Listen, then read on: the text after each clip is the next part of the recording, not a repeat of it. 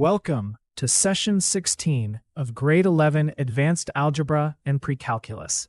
Today we study building polynomials from conditions.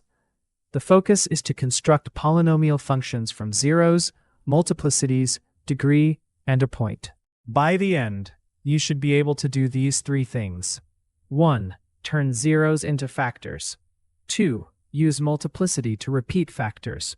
3. Use a point to solve for the leading coefficient. Building a polynomial is an assembly task.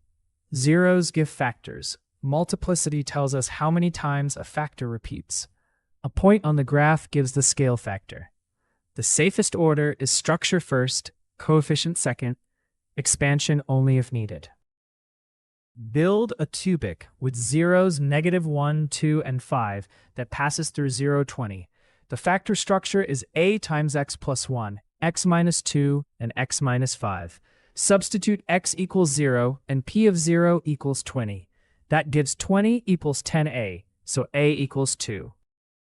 Now build the least degree polynomial with a bounce at x equals 3, a crossing at x equals -4, and y-intercept -18. A bounce means even multiplicity, so use x minus 3 squared. A crossing can use x plus 4. Substitute x equals 0 to get -18 equals 36a, so a equals -1/2.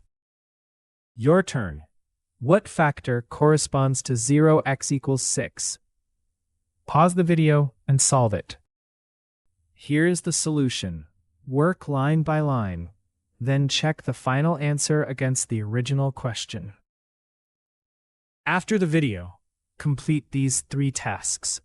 Copy the model from the lesson, solve each one fresh, and write one error log sentence about the mistake you are most likely to make. Let's recap. A 0r gives the factor x minus r. Repeated factors create multiplicity. A point solves for the coefficient a. Factored form often shows the structure better than expanded form. Before moving on, write one sentence. The step I must protect is. That small reflection turns the video into real self-learning.